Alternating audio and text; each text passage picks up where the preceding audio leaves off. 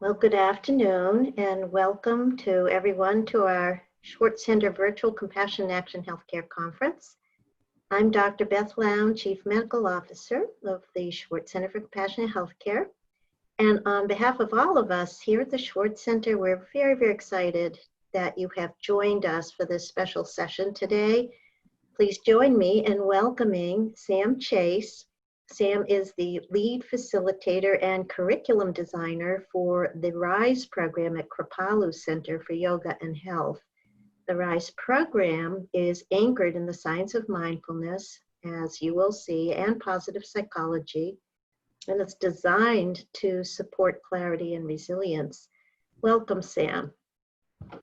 Thank you, Beth, and thank you everyone for taking the time today. I'm really looking forward to the next 90 minutes of practice together and exploration together. My aim is to keep this as boots on the ground as possible. I want to share with you all some of the tools and techniques that we utilize in the RISE program, and I want to zoom in especially on those things that I think can really be supportive of compassionate care in the environments that you all are working in. I'm going to share my screen, which will be up for most of the time today. And the Q&A is open, the chat is open, and you can feel free to drop questions in there as you go. And then there'll be certain points at which we pause for discussion. Melissa from Kripalu, who's also here on the call with me, will queue some of those questions up, and then you'll also be able to unmute yourselves and we can chat live as we go through. And for those of you who are just landing, again, my name is Sam Chase. I'm coming from the Kripalu Center, which is the largest center for yoga in the country. And I'm a part of Kripalu's RISE program, which is our evidence-based resilience program. For the first part of the chat, I want to talk a little bit about the work we do, and then as quickly as possible, drive right to the heart of it, which is the tools and the techniques that we utilize for supporting resilience, and particularly today with a frame on boosting compassion. So I'd like us to begin just by taking a moment to transition in a purposeful way. I don't know how it is for you, but I feel like these days I'm coming from one Zoom experience right into the next and the next and the next. And well, I like to feel that my mind is fairly nimble. I also appreciate that there are aspects of me which take a little bit more time and sometimes a little more intention to transition.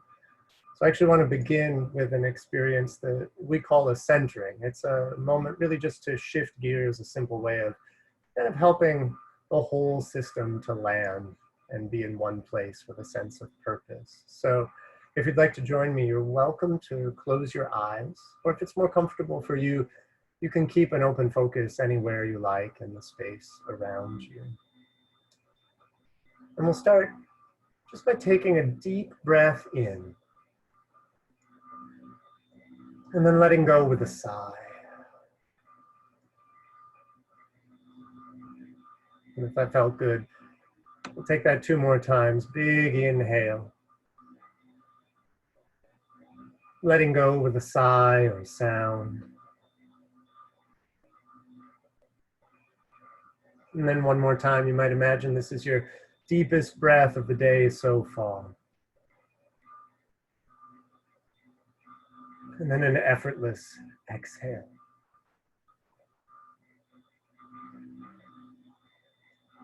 And then for the next couple minutes, you can just let your breath breathe on its own.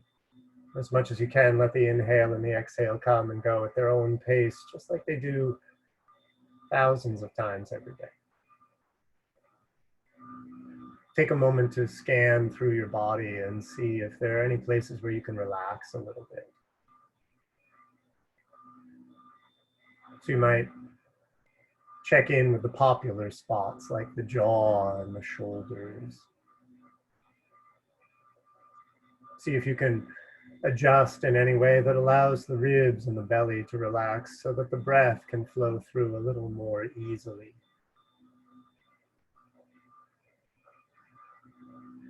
And if there are places where you know that tension tends to hide out or hang on, you can check in there. Or maybe there's a place in the body that's just asking for a little letting go right now.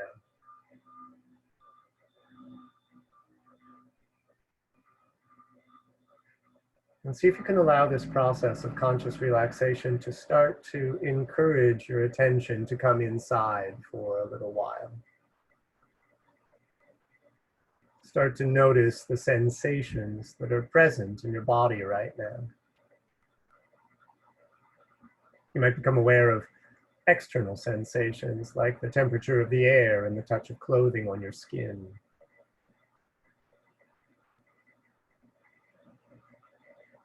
See if you can feel the weight of your body and the contact of the surfaces supporting you now.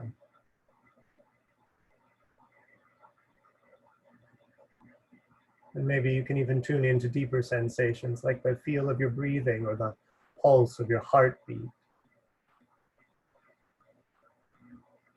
And you don't ever have to pretend anything or prove anything. You're just feeling whatever there is to feel, whatever filters up to your focus right now.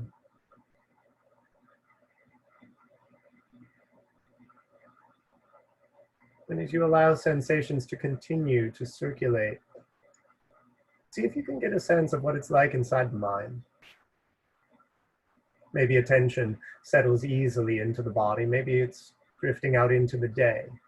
And that's okay. You don't have to push or fight for focus. But wherever attention goes, can you also notice the kinds of attitudes or emotions that accompany thoughts? Kind of like the flavor of your focus, whatever that might be.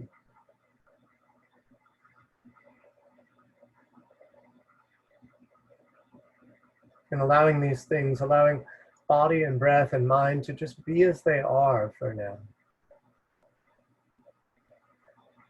Last but certainly not least, give yourself a moment to connect to something meaningful and positive. I might suggest a moment of gratitude for someone in your life who might be holding things down right now so that you can be really present for this time and space you've set aside.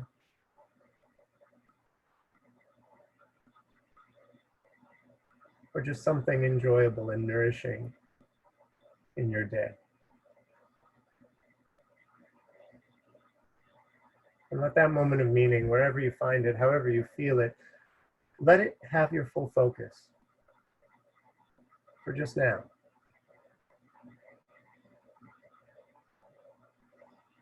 And then take another deep breath in.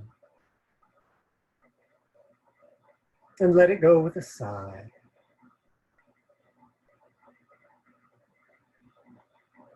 And give yourself a moment to notice the difference. If there's a difference you can notice between what it is like to just be you being you now compared to when you first sat down.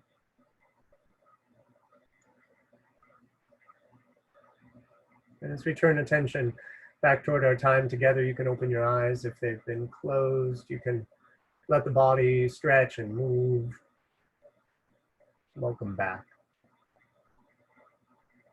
So as I mentioned before we settled in, the work that I'm coming from, the RISE program up at Kripalu, is our evidence-based resilience training, which draws on the research-backed tools of yoga and mindfulness to explore how we can share those practices in a way that will help folks on the front lines doing good work in the world.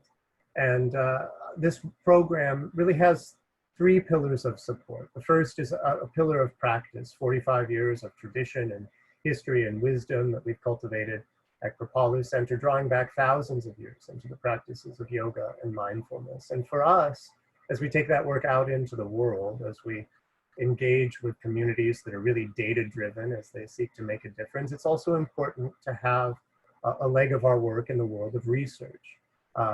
We've partnered with various research institutions, Brigham and Women's Hospital chief among them, Vanderbilt University as well. Together we've put together over 24 peer-reviewed journal articles examining this question of what from the toolbox of yoga and mindfulness can really make a difference for folks working in challenging environments. Like, where does the rubber meet the road?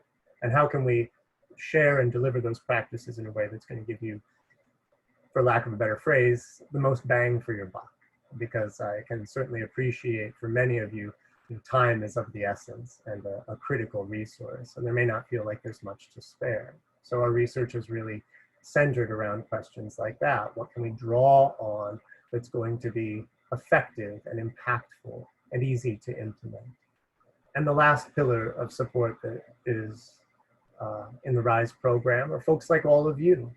Over the last several years, we've worked with over 5,000 people from over 150 organizations. Primarily, we focus on people in medicine, educators, first responders, people who are passionate and compassionate in their work and really striving to make a difference in the world. But we also work with butchers and bakers and candlestick makers and anyone who's trying to do their good work out in the world.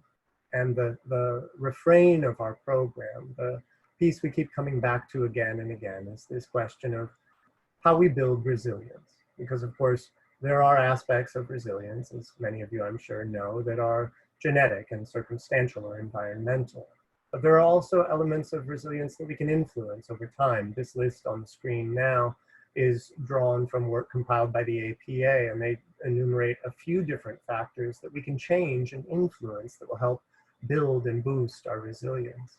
I think taking some time to drill down on this idea is important right now because resilience seems to be fast becoming the buzzword of our cultural moment. And it's good to understand and appreciate that resilience is a skill. It's not like perfect pitch or height where you just got what you got. It can be developed and grown over time. And the factors on the screen up here right now are some key ways in which we can boost and grow our resilience. Chief among them is our relationships. This is far and away the most influential factor in our resilience that any of us might influence as time goes by. For this and so many other reasons, I find myself getting a little bit rankled when on the news and all throughout social media, we hear about this time of social distancing, which I understand the gist of it and what's behind it. But I feel like in point of fact, we're in a time of physical distancing.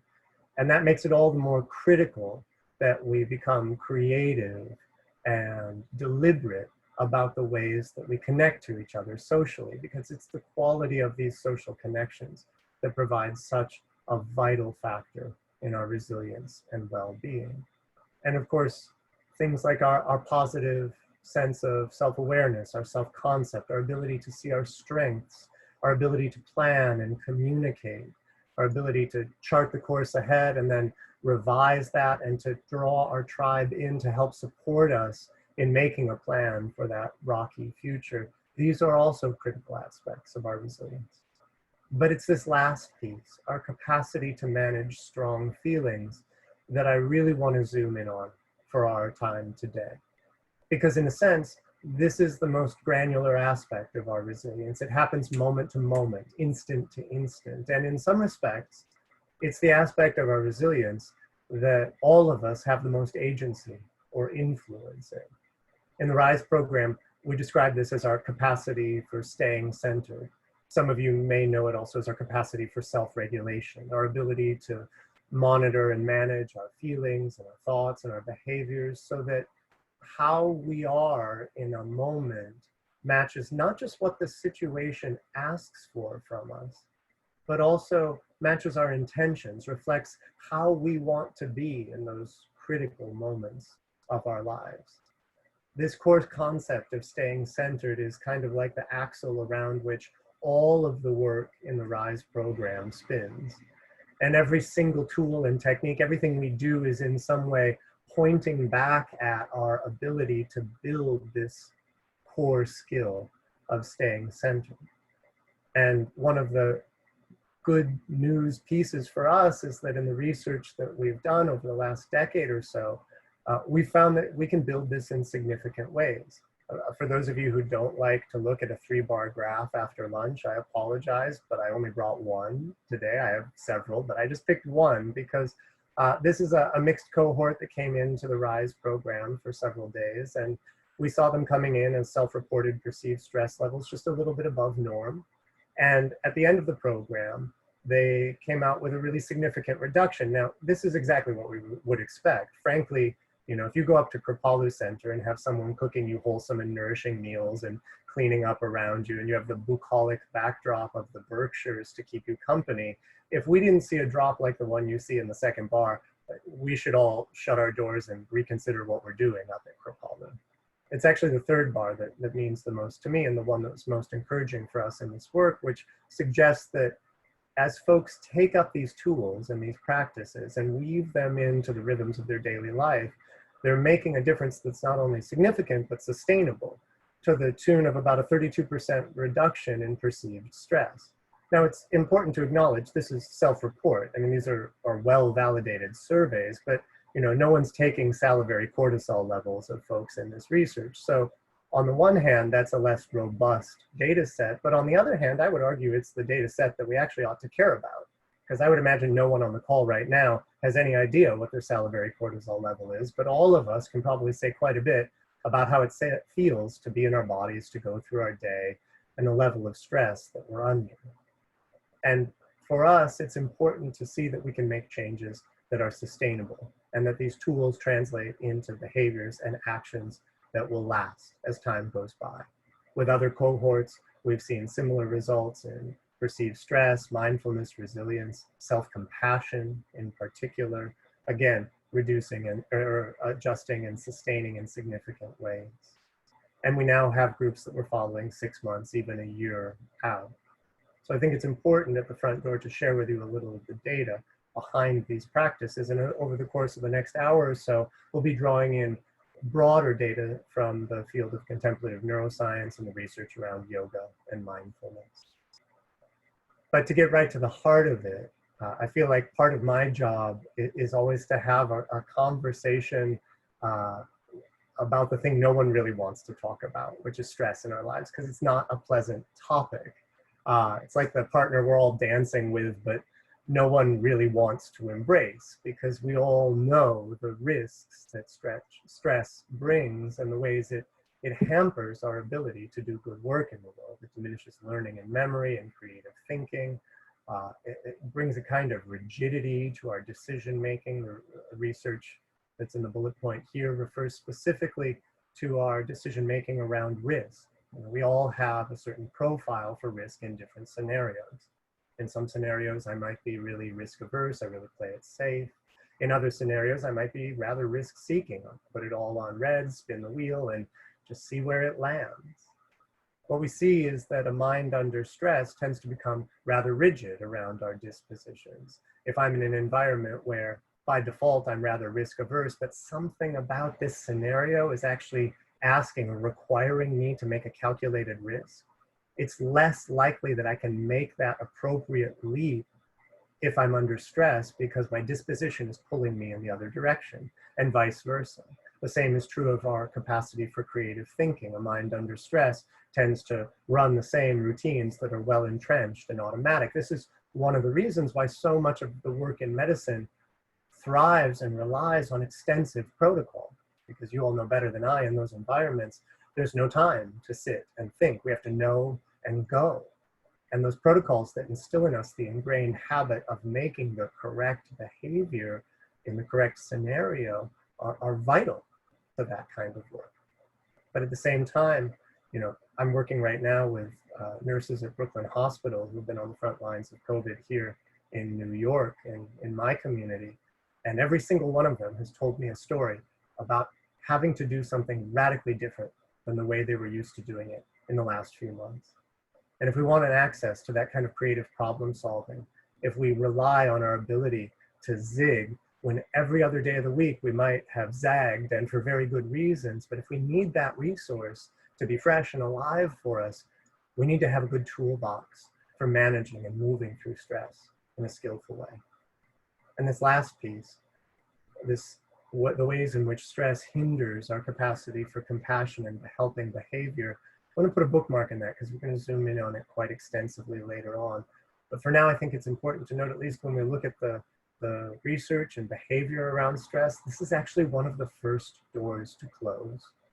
our capacity to be attentive to each other, to help each other out, and to reach out into challenging environments. I think the big picture here is of a mind under stress that kind of gets rigid and closed off and protective, sometimes for very good reasons, but for those of us who are working in environments where we need to be able to be open and available, to reach out into challenging situations, having an honest and open-eyed perspective on the nature of how stress plays out in our lives is critical, not only because it influences how we perform, but because it influences our capacity to care.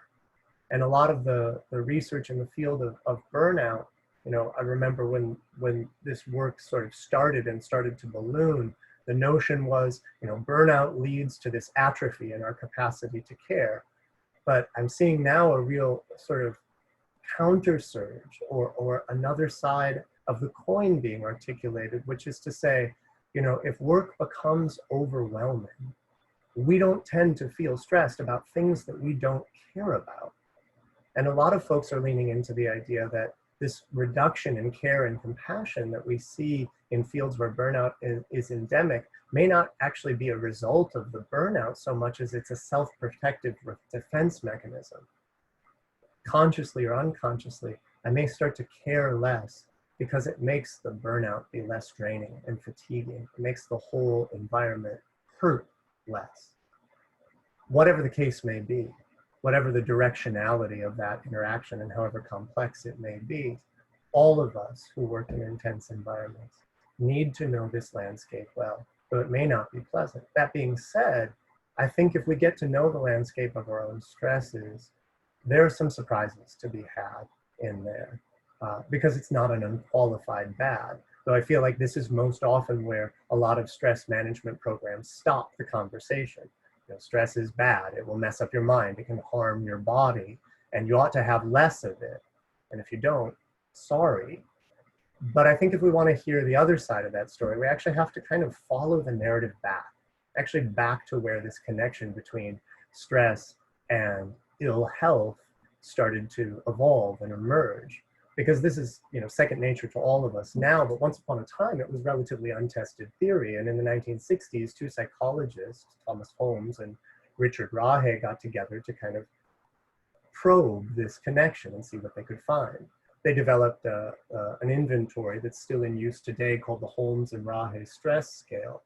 You can go online and take it right now. It's a battery of, or a list of 43 life-changing events. Each of those events has a numerical score next to it. And you go down the list and you check the box if this thing has happened to you in the last 6 months. And then at the end, you total up your score. And it turns out that if your score passes a level of about 300, you have a significantly elevated risk of some kind of poor health event in the following 6 months. And this is by no means a guarantee of catastrophe. This is, increased risk of flu and things of that nature. But the connection is a significant one. And again, this has been replicated hundreds of thousands of times in over 100 countries throughout decades. But I think the full picture of what they're getting at in this inventory doesn't actually start to emerge until you pay attention to what shows up on this list. So if you will, I'm going to invite you to kind of follow me for a little bit of a thought experiment. Some highlights from the Holmes and Rahe stress scale. Let's imagine that right now, after I wrap up this call, Melissa, who's up at Kripalu, tells me, Sam, thank you so much for your work, but you're fired. Well, getting fired is 47 points to your stress total right out of the gate. I'm a sixth of the way to 300, and this should be no surprise. Getting fired is horrible. How am I going to pay my bills? Where will I live? What will I do with my sense of self that relied so much on this job? We would expect that that should add a ton to our stress total on this scale. Let's imagine for a moment that I had something really good going on in my life, something that might even act like a buffer, something like getting married. Shouldn't getting married be like negative points on my stress scale? One of the most joyous and momentous moments in a human life. Shouldn't I get like some points back for that? Well, it turns out categorically not. Getting married adds 50 points to your stress total, just a little bit more than getting fired. Because of course, when I'm getting married, oftentimes I change house. I might move locations. I welcome new people into my life. This can be joyous, but also challenging. So, and this next one's my favorite. Direct quote from the study: trouble with my in-laws. That's 29 points right there. I'm arguing with my in-laws about where we're going to have these joyous nuptials. I just added almost 30 points to my total. So let's imagine for a moment that I go out to the park and I just go for a run to clear my head. And it turns out I run a mile in less than 4 minutes, and now I get to compete for the Olympic team. Well, outstanding personal achievement, tacks on about 28 more points right there. Just these things, I'm halfway to 300, and half of these are really good things. And this is the part of the narrative around stress that I feel like so easily slips away, which is that all the way back to the time the word was coined, stress has not referred to what happens when bad things happen to you. Stress accompanies any change in our sense of ourselves or our environment that challenges us. And so many of those challenges, yes, are real threats. The risks are genuine. But so many of those challenges are also vital, essential parts of our lives. Hans Selye, who coined the term stress and pioneered this research way back in the early 1900s, once wrote, the opposite of stress is death. And it's not that I'm trying to tell a story that suddenly stress is good and we all ought to go out looking for trouble. No, not at all. But that stress is an incredibly complex landscape with hills and valleys and twists and turns. And if we ignore or push away some of the positive aspects that stress can bring into our lives, especially when that stress is not threatening, but simply challenging, transformative, we actually lose something really vital. So again, while the risks for stress are real, the benefits of measured stresses in our lives are also incredibly real. Stress is a huge catalyst for how we rise to all the challenges of our lives. Well, sports and athletics are somewhat on hiatus right now. For those of you who are fans of anything, baseball, basketball, hockey, football, Olympics, you name it, every one of those elite athletes has their stress response to rely on for their ability to perform in such incredible ways. And while stress may close us off in the moment, it can also catalyze our capacity for bonding and connection in certain environments, in certain situations, along with the dominant stress hormone of cortisol. We also see oxytocin spiking during times of stress. I worked for many years with the National Guard here in New York City. Many of those men and women returning from combat would share stories of how their fellow soldiers became allies, partners, kindred spirits, with bonds so tight that many of those soldiers came home disturbed because they felt about their fellow soldiers a way that they didn't feel about their family, about their children. And they were worried it was wrong to feel so intensely connected to those folks who weren't their family. But when we were able to articulate how this was a natural process of the environment they'd been working in, and how these bonds and connections were keeping them alive and helping them remain resilient, when we were able to normalize this, it eased quite a bit of the process. And this is the kind of process we all engage in times of stress. We also see that when stresses are moderate and manageable, which is always the key here, we're also catalyzed to learn and grow. That sort of growing edge of challenge is priming the brain to develop new neural networks and lay down pathways that allow us to forge new skills and flourish in really incredible ways. And when it comes to resilience, we find abundantly in the research that a life lived relatively free of stress is not a resilient life. Now, of course, there are tremendous problems on the far end where people are experiencing traumas and intensity that they're not equipped to handle. But it turns out the sweet spot is actually somewhere in the middle, because if resilience is a skill, every skill needs to be practiced. And if we live in an environment that's relatively stress-free, then we don't get to exercise our capacity for resilience. We see a kind of fragility in the population that lives relatively stress-free lives. So if we're interested in building a resilient life, a resilient team, a resilient organization, we ought to be able to look at stress in a way that helps us understand and adjust for and accommodate its risks, but also to appreciate its good. And the story that I'm trying to articulate here is that yes, stress does hold real challenge, but it's also a vital part of a vibrant life that's fully lived. And this is particularly important because for so many of the folks we work with, there are experiences, challenging, stressful moments where the only way out is through, either because there is no other way or because there's some good, there's some value, there's an outcome for a patient, or there's an outcome for the team that lives on the other side of a stressful encounter, and we know we want to get there.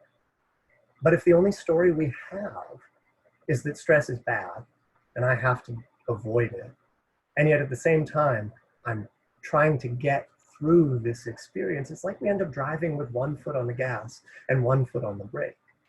And this is where mindset can actually make a tremendous difference, because the kind of narrative I just described is in and of itself a significant intervention for many folks in reframing their experience of stress.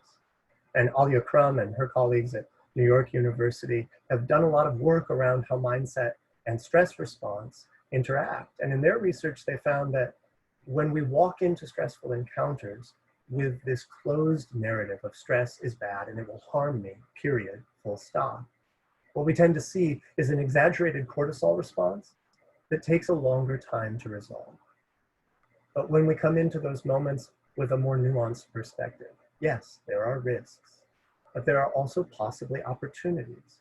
That my stress response is a resource that's preparing me to engage in my world and adapt and respond. When we go in with that mindset, we see a more moderated response and one that returns to baseline more efficiently. It's not like Hamlet said in Shakespeare's work that there is nothing either good or bad, but thinking makes it so. No, we can't be Pollyanna-ish or play pretend. What I'm advocating here and what we strive to work toward in the RISE program is a really sober, clear, and open-eyed view of how stress plays out in our work, so that we can see it through in those inevitable or desirable moments to the good that we're trying to achieve in the world, and so that we can adapt ourselves and change our systems where the stresses are overwhelming or where they've become unmanageable. Because time and again, that's the key. When stresses are moderate in our accounting of them and our perception of them, and when we have the resources we need to manage them skillfully, that's where the best outcomes tend to emerge. And so much of the work that we'll be exploring for the next hour is about taking up some tools and trying on some resources that I hope you might be able to utilize in your work and with your teams, sometimes perhaps even with the patients that you serve.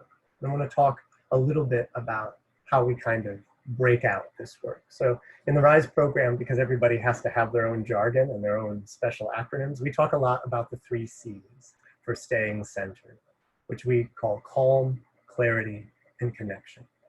For us, it's important to take a really whole person approach to managing stress with skill.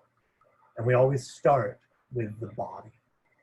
So in practices of embodying calm, because stress is a fundamentally and foundationally physiological, visceral experience, we try to start with the body, even though for so many of us, the experience of stress feels like the mind going wild.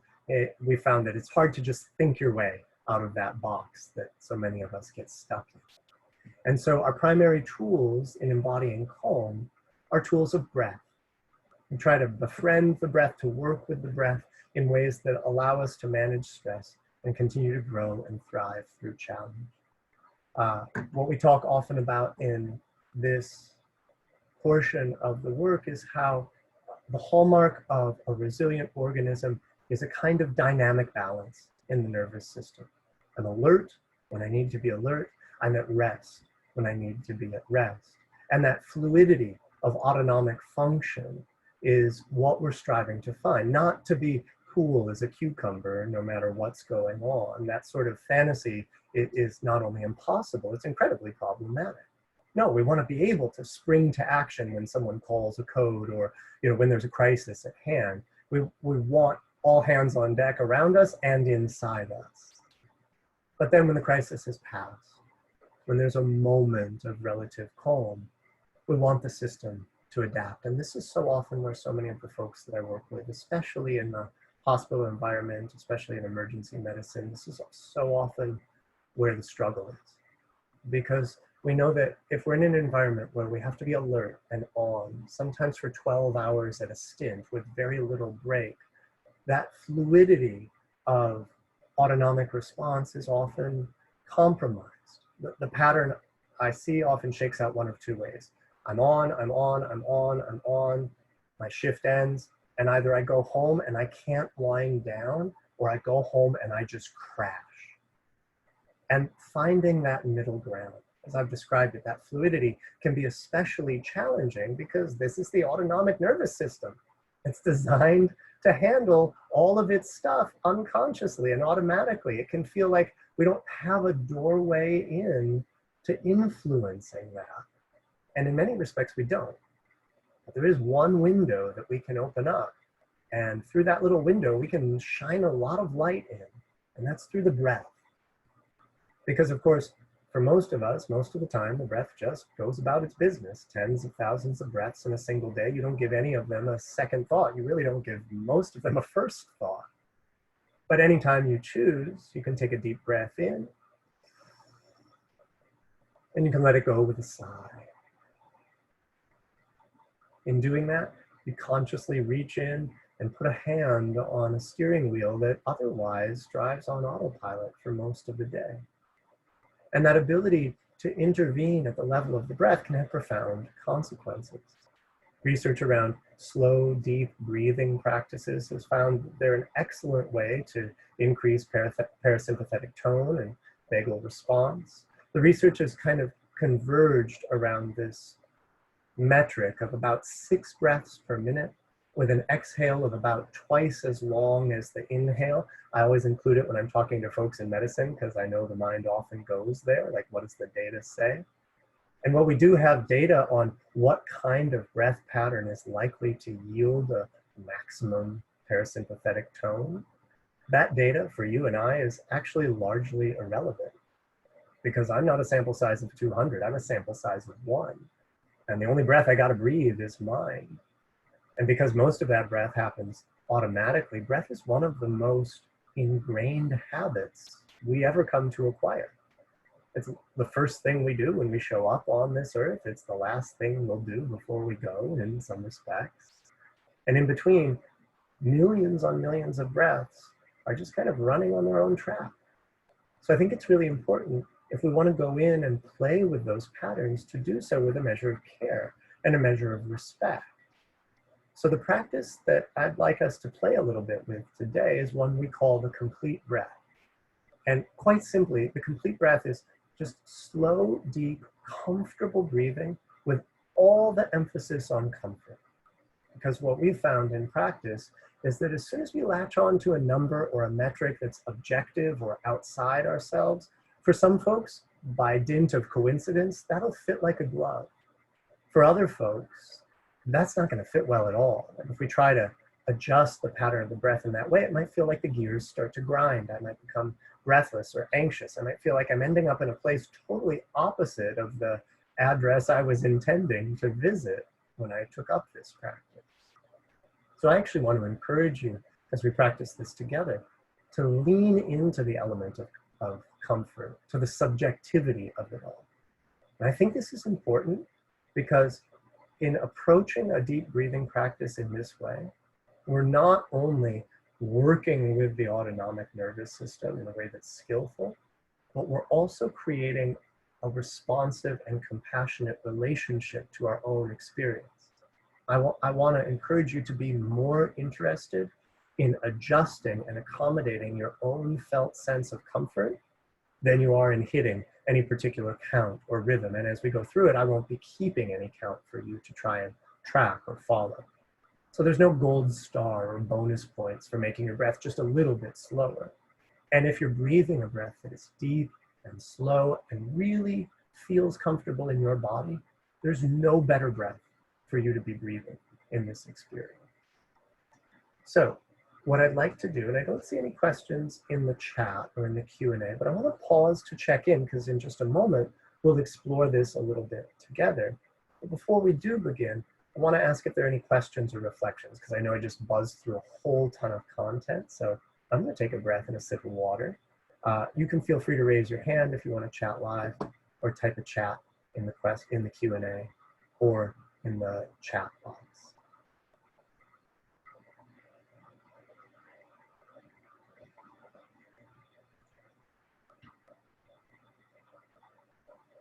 All right, you're all either rapt with attention or so relaxed that you're starting to snooze, in which case the deep breathing won't have any extra work to do, but let's begin. I'm gonna invite you to take a comfortable seat and hopefully you're already there, but feel free to adjust. You can set aside any distractions that you don't need for the next couple of minutes. It's important as we start to practice a little bit together that you know that you can pause anywhere, anytime, for any reason. Everything's adjustable, everything's optional. So you might like to close your eyes or just settle your focus in the space around you. You can let your hands rest in your lap, or some folks like to put a hand on the chest and a hand on the belly, just taking advantage of the sensitivity of touch to help feel what's happening as you breathe. Make the choice that feels comfortable for you. And then take a deep breath in and let it go with a sigh.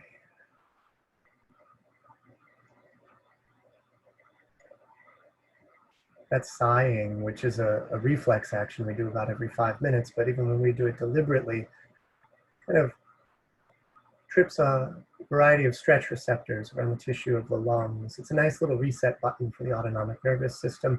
Also opens up the breathing apparatus to make deep, comfortable breath even more accessible. So let's take one more of those deep letting go breaths. Big inhale. Effortless exhale, just kind of clearing the slate. And then for a few moments, just let your breath breathe on its own, just like it does for most of the day. Now, for many people, the experience of paying attention to the breath also brings with it some sense of managing or manipulating the breathing. And this is totally normal, but try not to get hung up on it. As much as you can, just let your breath do its own thing. And I really want to encourage you to think of this natural, effortless breath kind of like your home base. So you could stay right here or come back here anytime. Just letting the breath breathe. That's always there for you. But if it feels okay for you, when you're ready, start to explore what it feels like to deliberately deepen the pattern of your breathing. The next inhale, just a little bigger than the one before. The next exhale, just a little emptier. And see if you can make this shift gradually in a way that doesn't evoke for you any feeling of pushing or holding.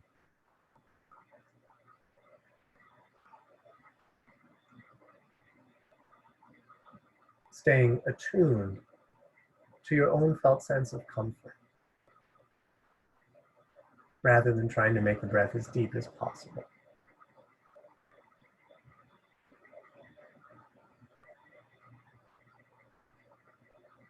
And if that feels okay, see what it's like to start to slow this rhythm down. So the next inhale is a little longer. And then you might see what it's like to extend the exhale in a way that's really enjoyable for you.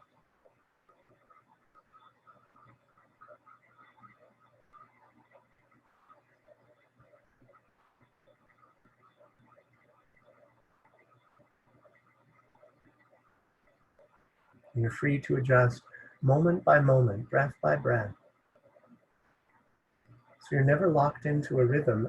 And in fact, we would expect the quality of your complete breath to change as time passes. But you don't have to micromanage it.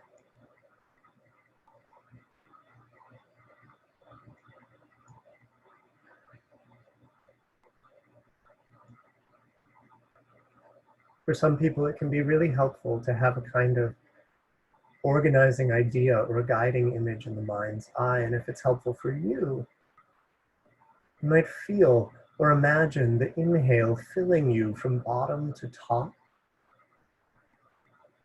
and the exhale emptying you from top to bottom.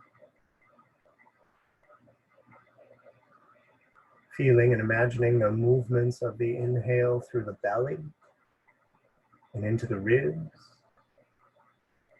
and then into the upper chest.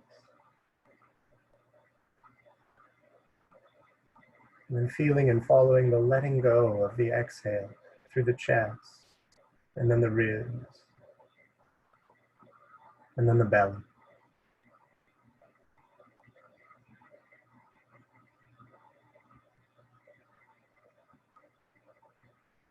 Steering with comfort as your compass. If breath feels restricted or unwelcome in one part of the body, you can dial it back or do a little less. You don't have to insist.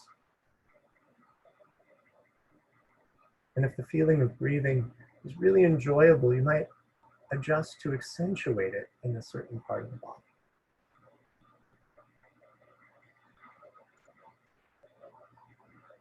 And it's not that anything goes.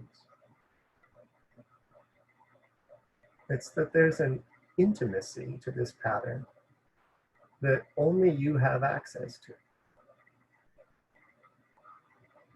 And we shouldn't overlook that. We should take advantage of it.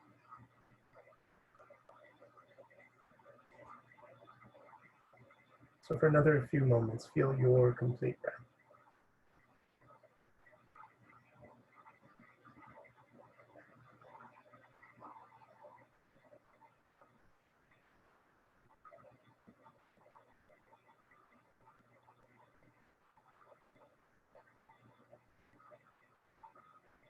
And then as we draw that toward a close, take another deep, expansive inhale and let it go with a sigh or a sound. And then release any effort to breathe in any particular way.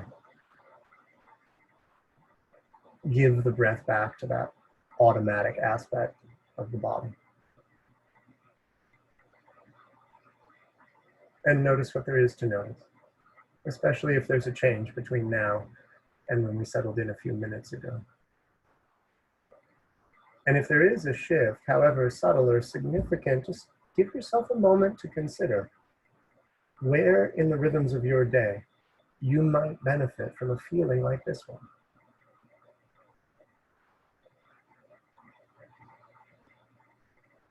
A deep breathing practice like this is it's not rocket science. It's the kind of folk wisdom we probably all grew up with in one way or another, but for all its simplicity, there's a lot of wisdom in that folk wisdom.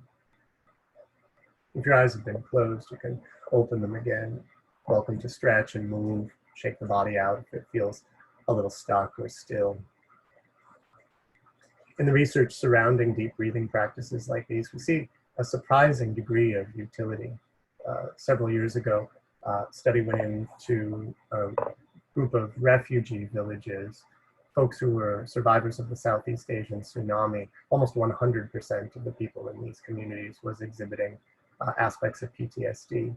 And they gave them an intervention built on breathing practices like this and found a significant reduction in their symptoms in as little as a week.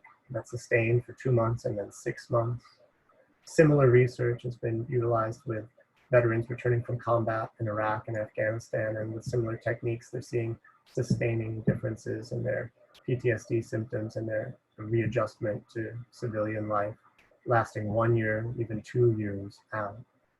I think precisely because of its simplicity, this is a tool that we can so often and so easily overlook, especially right now, more than ever. I feel like for a whole array of reasons, we're starting to appreciate what sometimes is the luxury of a deep full breath. And we shouldn't let that luxury pass us by because it can be a really powerful benefit. I want to take a moment on the other side to check in for questions or reflections. How'd that feel for you, from anyone who cares to share, or any questions about this technique or how you might utilize it. So we'll pause for that.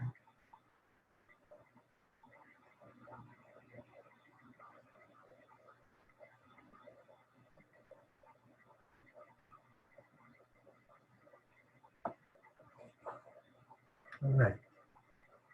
So as we turn the page from calm to clarity, as we befriend the breath and try to work with the body, kind of get it as an ally in our experience of stress, once we feel reasonably calm and confident in the relationship to the body, we turn the page to the mind. In practices of cultivating clarity, our primary tools are tools of meditation and attention training, tools that help us better assess ourselves and our circumstances so that we can make the right choice in the right moment. And I feel like, mindfulness and meditation are kind of having their pop culture moment right now. They're in Fortune 500 boardrooms and elite locker rooms all over the place. And when I started teaching these practices 15 years ago, I had to talk a lot about what they were. And now I actually feel like it sets the stage better to talk a little bit about what mindfulness isn't and what meditation isn't, kind of cut through some of the hype and focus in on like, what it is we're actually doing here. Because very often, if someone comes to sit down with me, they will say, I can't meditate. I just can't empty my mind. If that's the project we set ourselves up for as we try to meditate, I would simply say good luck. There's a whole nook of your neural anatomy that is designed to monitor your progress in relationship to goals that you set. So if the goal we set is I'm going to stop thinking, then a little part of the brain just lights up to start thinking about whether or not we're thinking. And then you're going to shoot yourself in the foot for 30 seconds or 30 minutes or however long you dare to sit like that. No, in a mindfulness practice, in a meditation practice, we're not endeavoring to empty the mind. We're trying to calm the current. And we do that by focusing on just one thing. So in the practice we're about to explore, the meditation that we're about to build, I'm going to invite you to focus on your breath, because we all have some experience of it. We just explored it. And because it's super accessible, hopefully we all have access to it everywhere we go. Now, the next objection I often get is, well, I can't do that. I can't focus on one thing. My mind wanders way too much. I hear this all the time, and to me, it sort of sounds like saying, I can't take a shower. I'm way too dirty. Like, that's why we have the whole practice. The good news is, if you feel like your mind wanders a lot, welcome to the club. In 2010, I participated in a research study out of Harvard University, and they gave us a little app for the iPhone. I actually think it's still on the App Store. And it would just ping us at random points throughout the day and ask a simple battery of questions. What are you doing? What are you thinking about? How are you feeling?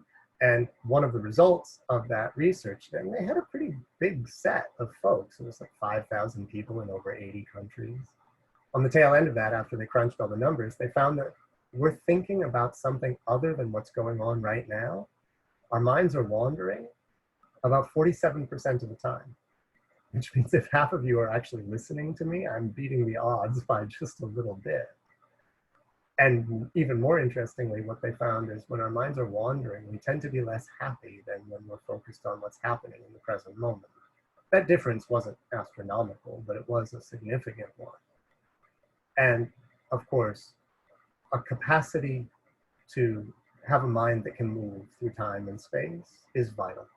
We owe all of our planning to that. So much of our creative thinking, so much of our treasured memories rely on a mind that can look back. So it's good that we have this capacity.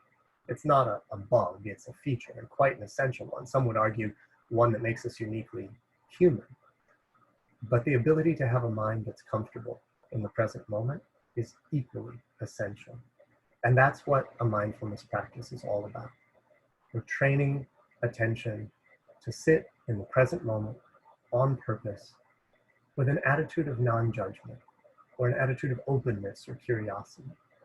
We're orienting attention in the present moment because we know that's where so much of our vital and our valuable work takes place. And so often it's a struggle to be there. One of the side effects of conscious attention that is inherently limited is the mind gets really good at making quick evaluations and moving on. I like it, what's next? I don't like it, what's next? And the mind becomes a really good, quick storyteller. Sometimes those stories are so keen and incisive. Sometimes they're wildly inaccurate. And for us, for the moment, that's neither here nor there. But in the process, as the mind is trained and sometimes overtrained to keep moving, the skill we lose is the skill of just sitting with what is. And if you've ever been in a conversation with someone you care about and found yourself reaching for your phone for no good reason, you felt that pull of a mind that's trained to just be looking around for something else. So in a mindfulness practice, we're asking attention to stay with what is, and not just to focus, but to focus with this disposition of non-judgment, to bring into the moment a receptivity and a curiosity. I like to say, in a moment of mindfulness, we're trying to get more interested in what the present moment has to say for itself and less interested in what we have to say about it. Not because our analysis and our evaluation is bad, far from it, but for so many of us, that voice in the mind just never stops going. And in a mindfulness practice, we might find a space where we can give it just a little bit of a rest. It's also important, I think, for this community to acknowledge that this attitude, this disposition of receptivity and curiosity, this non-judgmental framework, this is a bedrock foundation of compassion. So we're not just training attention, we're also training foundations of compassionate regard. And as we explore this practice together, the rules of the game are really simple. As you'll see when we get into it, if this is your first time meditating, not necessarily easy, but very simple.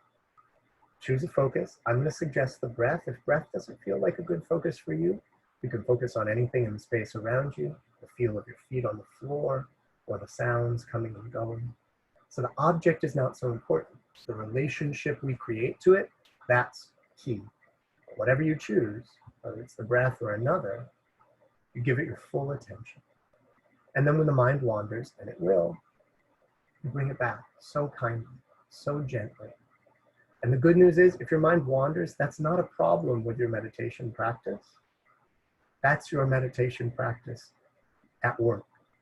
Noticing when the mind goes and bringing it back. That's where so much of the exercise and the change takes place. Someone just popped up in the chat, question, how do you know when meditation is working?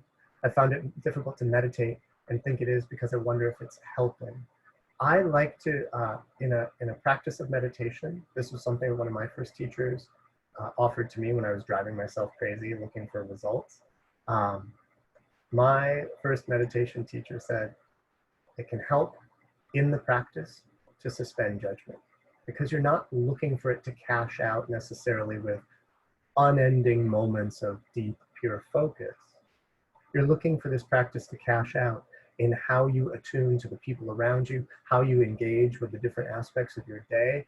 And that's where I felt it really start to pay me back as time goes by. My ability to catch myself in moments where, just share with you, a huge trigger for me, we're trying to get out the door and my son won't tie his shoes. And I know we're gonna be late and et cetera, and the mind start, and I can catch myself in that moment when I wanna snap and stop. Because he's 7 years old and he's learning to tie his shoes. And it makes him so proud when he gets it. And it might take 20 minutes for him to get it. We don't have 20 minutes, but if I snap, something he's proud about just got crushed by his dad. And if I can stay with him and work with him to set a time, help him where he needs help, now I've caught myself ahead of a catastrophe of my own making. And I see that pattern play out in so many ways. That's what I encourage folks to look for when you want to evaluate if your practice is working. Do you catch yourself more often in moments where out of habit you would have gone this way, but you want to make the choice to go this way? And sometimes, not my favorite times, but sometimes we don't catch those moments until right afterwards. But I hope I'm not the only one who has like bull rushed far down a path of my own making, way into territory where I don't want to be, before I suddenly pop up and it's like, how did I get here? That's where I look. That's where I look to create or to evaluate how my practice is playing out. And that's where I see some of the most meaningful change. Another question is Buddhist chanting a meditative practice? Yes, so many of that things in the Buddhist tradition and Hindu traditions of yoga as well, are designed to become objects of meditation. And if you look back in traditional texts and philosophical frameworks for meditation, what you're going to see are long lists of different things you can meditate on. Because in point of fact, almost anything can become an object of meditation. The key, as I said, is how we relate to it. So all of these objects, whether it's a chant, whether it's the breath or a particular pattern of sensation, they're designed to give the mind one thing to hang on to and to keep coming back to get that cycle of like, what's next, telling a story, narrating, evaluating, comparing, contrasting, to give that mode of the mind a chance to wind down and for a different quality of awareness to start to emerge. And that aspect of open, non-judgmental, receptive awareness, that may or may not pop up for you as we settle into practice right now. Sometimes it shows up right away. We all have it. This is not an altered state. This is a place you have visited many times before. But meditation is one among many tools that can help us explicitly train it and grow it. And sometimes that training can be significant. Sarah Lazar, who runs a lab at Harvard, does a lot of fMRI work around meditators. And she found after an 8-week program of meditation, between 20 and 40 minutes a day, after 8 weeks, we're actually seeing significant structural changes in the brain. Networks in the prefrontal cortex exhibit increased gray matter. This is a sign of more connectivity and efficiency and communication in these networks. This is where our capacity for staying centered, our capacity for self-regulation, our executive function, that's where it lives in the brain. And it seems as though those areas are growing more robust. We also see after about 8 weeks, the amygdala actually starts to shrink a little bit. And of course, that's where the whole cascade of the stress response starts off. So it's a sign that this practice has the effects of, yes, increasing our capacity for focused attention as we should hope, and also diminishing our reactivity to potentially stressful circumstances. You'll never meditate so much that your amygdala atrophies. Don't worry about it. Most of us could probably do with one that's a little less plump and touchy when it comes to the circumstances of our lives. But there's a lot of positive evidence that this practice can make enduring and significant changes in how we meet the critical moments of our life. So I'd like to invite you to give it a try with me now. We're going to build on what we've already created for this. As I said, I'll be leading meditation on the feeling of breathing, but you're free to bring your focus elsewhere if for any reason breath does not feel like a welcome place for you. So you can close your eyes, you can settle your focus,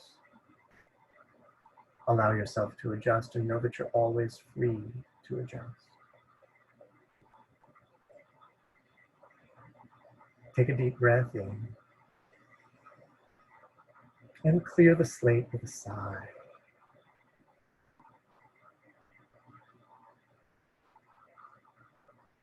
For a few moments, just let the breath breathe.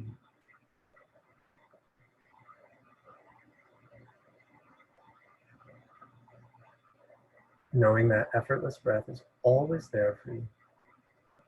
So you could stay right there. Or if you like, you can come back to the patterns of your complete breath. Deep, slow, comfortable breathing in your body right now. So a little fork in the road. You can choose the pattern of breath that feels most welcome for you. And I really encourage you not to second guess yourself here. Just let the body love what it loves.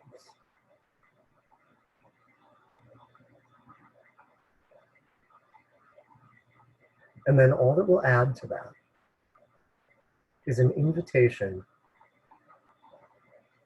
to notice the sensations of breathing in your body right now. And one of the first things that many people notice is there can be a lot of sensation in the space of a single breath. So sometimes it can be really helpful to zoom in or single out a specific sensation that feels really welcome and accessible for your attention right now. This could be the feel of the breath in your nostrils, or the movement of your belly. Any sensation that feels easy and available, let that become your point of focus and offer it your full attention. Other sounds will come and go, other sensations and thoughts. Everything else is still happening. But see if you can let those things kind of be in the background. And invite the feeling of breathing to take center stage.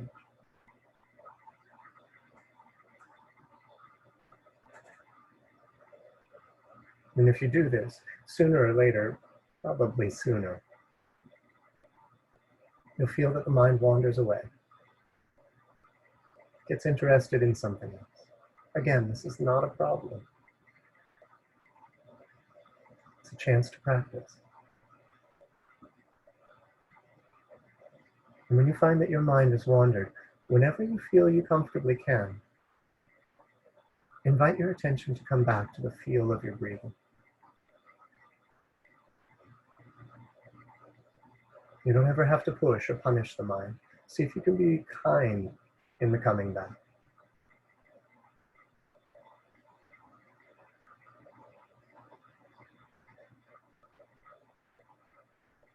And sometimes it might not be so much that the mind has wandered away from the breathing, but that there's a lot of chatter or analysis going on in the mind all around that feeling. Again, this is totally normal.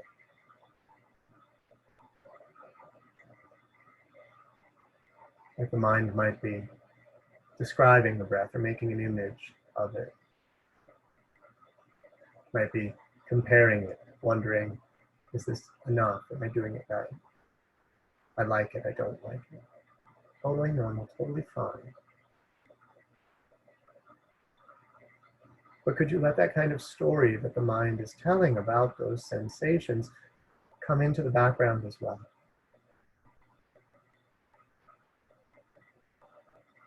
So that you're feeling breathing in a way that's almost fleeting, ephemeral.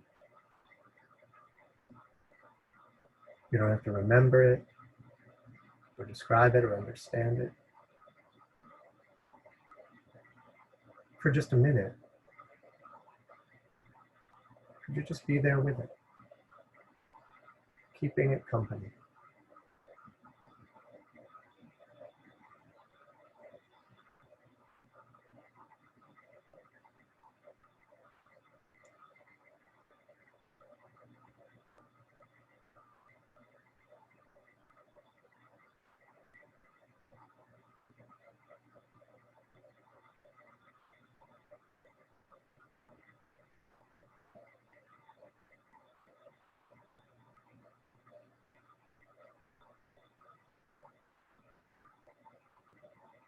It's not a small thing to orient attention in this way.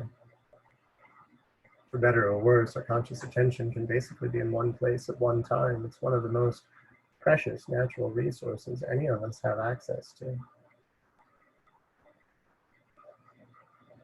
Being able to attune to the feeling of your breathing and the sensations coming from within the body is a core component of our own resilience. Our interoceptive ability actually has a real strong correlation to our capacity for things like empathy as well.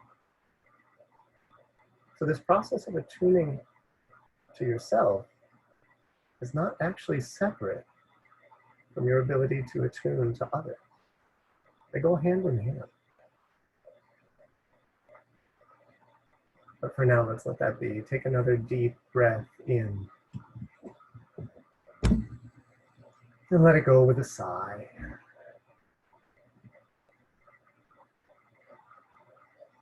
Let the breath breathe. let attention do what it feels like it wants to do.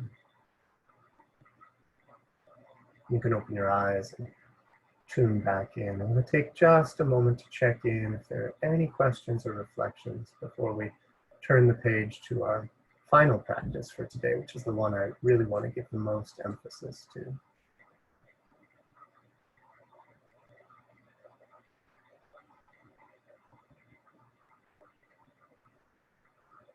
Excellent. Let's get to it then.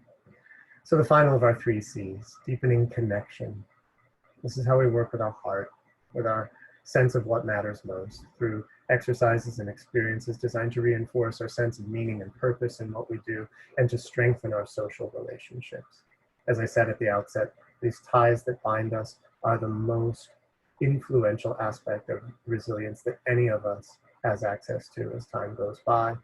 They're also the most influential component of our happiness and overall well-being that any of us will change as time goes by. George Vaillant, who led the grant study, the study of adult human development for decades at Harvard University, following a cohort of folks through generations, when he stepped down and handed off that research, one of the most exhaustive longitudinal studies on the human condition in America. When he was asked what he learned, he said, "That's simple.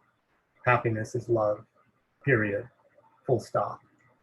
And I think when someone who's done that deep a dig on what makes us tick has something that blunt to say, we all ought to perk our ears up and pay attention, especially when we know that compassion in the midst of stress and crisis can be so hard to muster. As I said at the outset, this is one of the first doors that closes in a mind and a body under acute or overwhelming stress. This was really driven home for me, and actually one of the studies, it's an oldie but a goodie, one of the ones that put compassion and altruism research on the map, done out of Princeton in 1973. It's famously called the Good Samaritan experiment, for those of you who aren't familiar with it.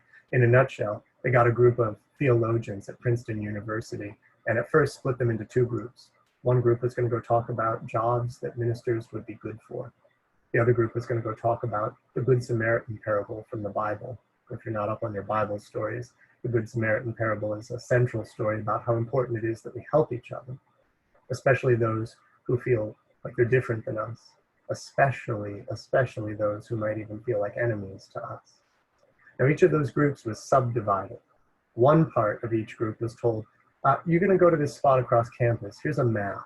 Take your time because you're going to be early. So when you get there, just have a seat, and they'll let you know when they're ready, but you'll have plenty of time to plan. Don't sweat it. Another part of each group was told, you're going to go to this room across campus and you are already late. So here's a map. You better get going. You're going to have to run because they're waiting for you right now. And I'm sorry, but you'll have no time to plan.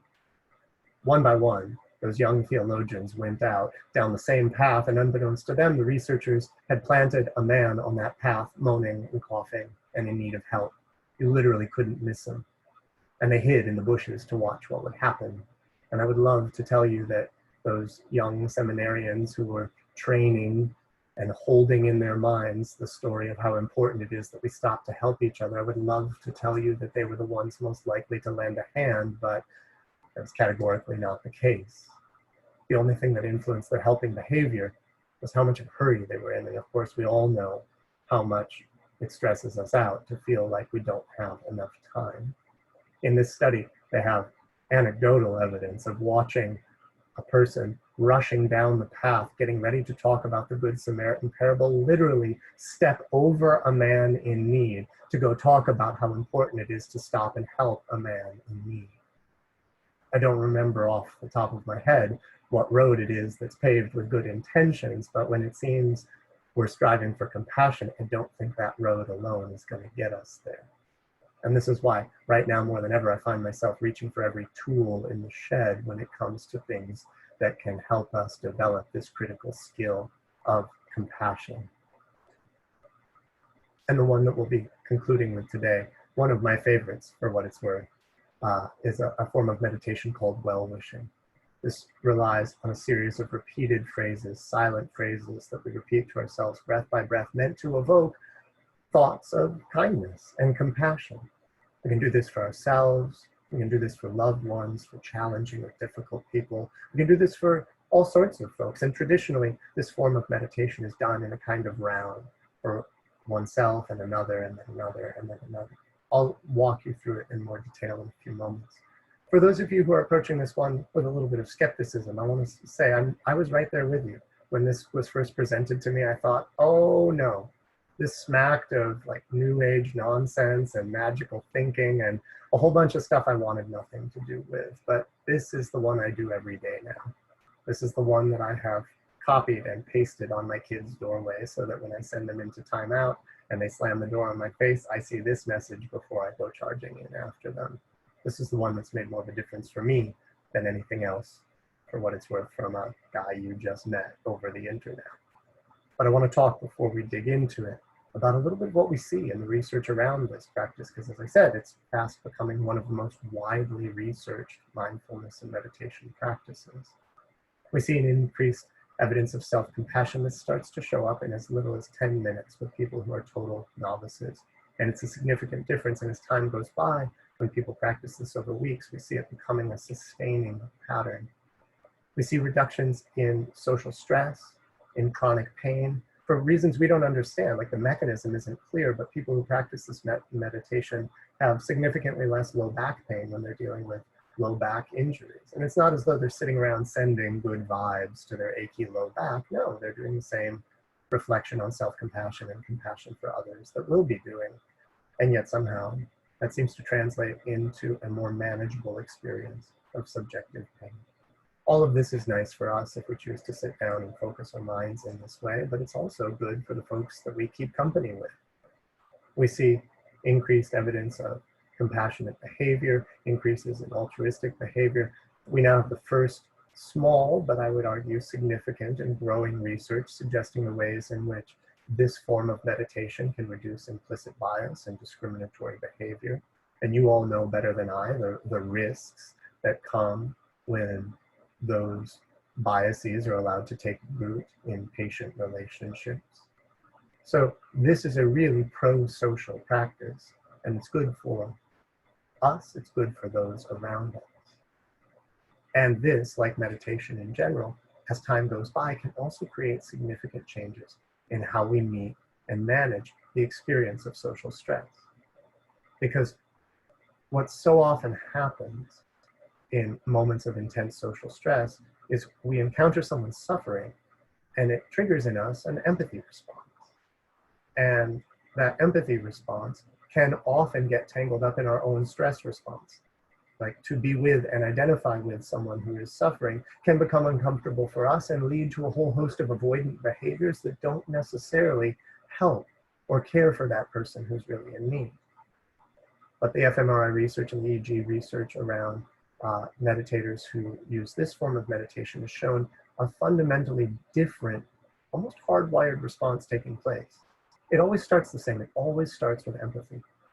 But then, instead of a stress response, that empathy response gets wired into, gets in interfaces with a process of emotional regulation, a process of staying centered, a process, I would argue, of compassion, which is distinct from empathy because compassion recognizes that I see you, but I am not you. There's a space and a separation.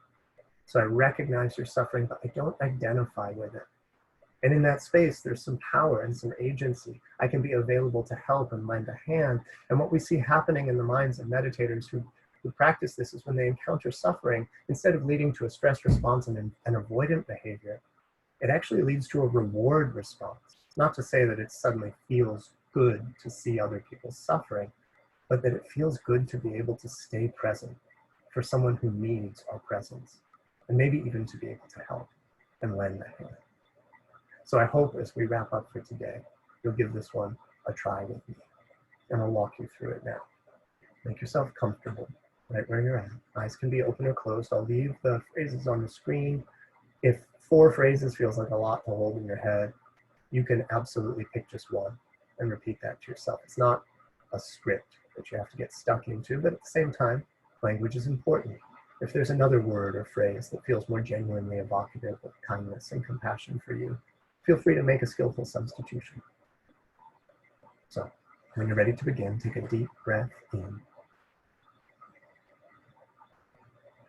and let it go.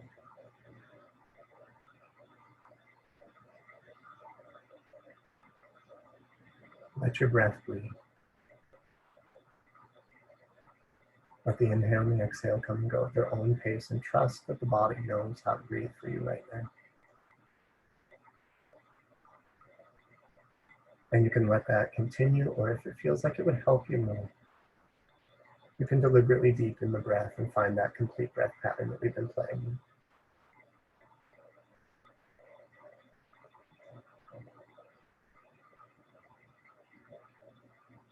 Let the feeling of your breathing kind of give you a sense of you, being you exactly like you are right now. Just holding yourself just like this in your mind's eye. And silently, breath by breath, you might offer to yourself these well wishes, these phrases of kindness and compassion. May I be safe.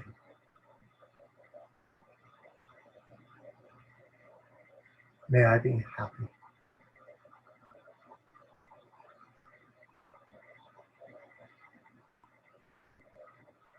May I be healthy.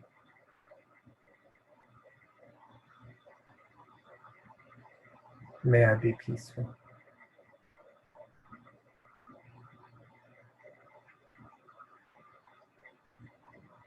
And let that cycle continue in your own time, in your own way, bit by bit and breath by breath.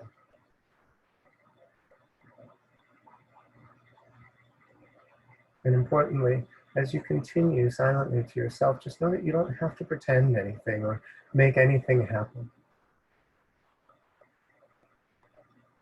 But knowing that conscious attention can really only be in one place at one time. And you kind of make that attention into an offering, offering yourself these well wishes. And you don't have to worry about how these things might come to pass, or whether or not they feel true right now. Just offer what you can, where you can, to your own self.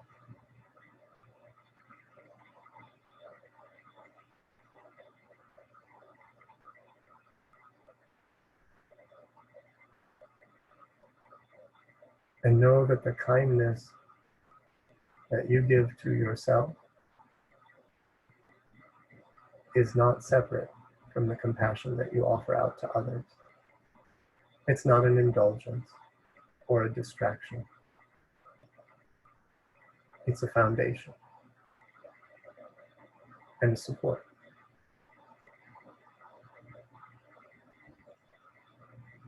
And the next time that that cycle subsides, or whenever you feel ready, let there be a pause and take a breath.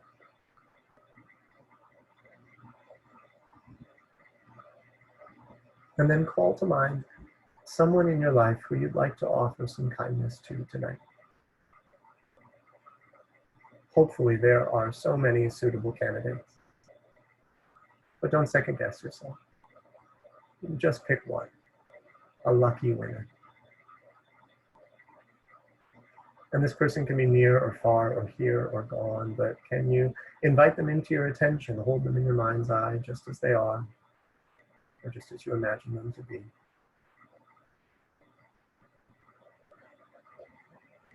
And offer to them the same well wishes. May you be safe. May you be happy. May you be healthy.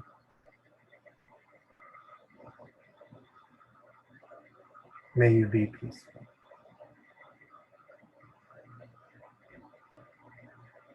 And let that cycle of kind wishes continue in your own pace for just another minute, offering what you can, where you can.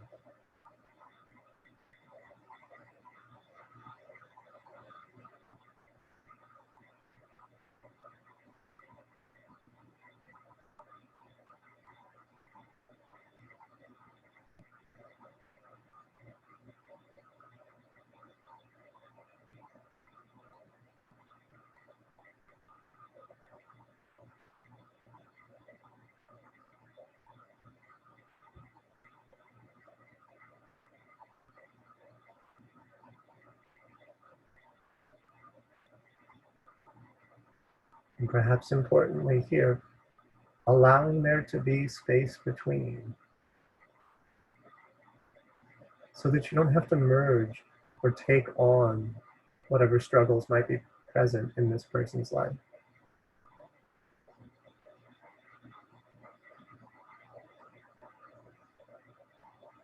And that space between you is actually a valuable one, because it allows you to stand on different footing, to see from a different perspective and offer something in a different way.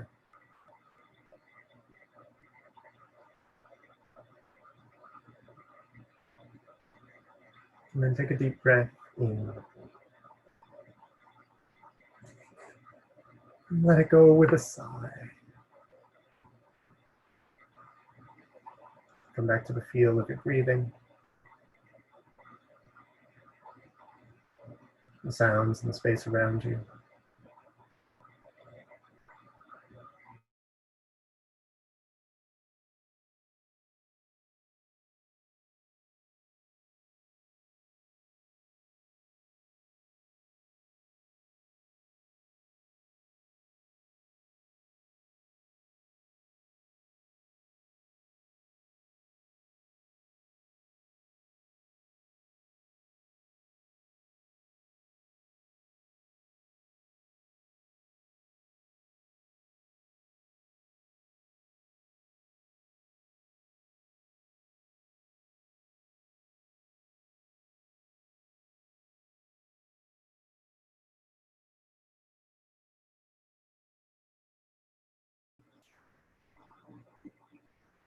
Oh, great. I left and came back. Can everyone hear me okay? I'm going to pop open the chat and just give a thumbs up. All right, thank you. Thank you. I have no idea what happened. That was the fastest crash and reboot of Zoom that I've ever encountered. But to address the question in the chat, the conclusion they came to was that the stress of having to hurry overwhelmed the capacity for compassion and caring. The second question I saw was, how long would you recommend using these phrases? A minute or two for any person you choose, especially if you're cycling through folks, if you're choosing several people, a friend, a challenging person, a neutral person. If you want to stay with just one person, 5 or 10 minutes can be fantastic. I think it's nice to make it manageable and to fit well into the rhythms of your day. These are practices I feel like I could stay and talk with you all well into the evening, but I wanted to leave a couple minutes for Beth to wrap us up. And if you have more questions for us, you can always reach out, rise@kripalu.org. I'd be happy to continue the conversation offline, but I'll pass it back to you, Beth. Thank you everyone for your kind attention. It's a privilege. Well, thank you, Sam. That was just wonderful. We really, really appreciate it. And thanks to the audience. We hope you've learned some tools that you can take with you on your journeys. We look forward to having you all back this Friday for a session on communication accessibility, models for infusing supportive communication training to promote compassionate care connections. This will be a workshop led by Alyssa Larkin-Conlon, speech language pathologist and research clinician at the Center for Aphasia Research and Treatment at the Shirley Ryan Ability Lab. We hope you have a restful evening ahead. Thank you again, Sam. Thank you, Kripalu. Thank you all for being with us here today, and good night.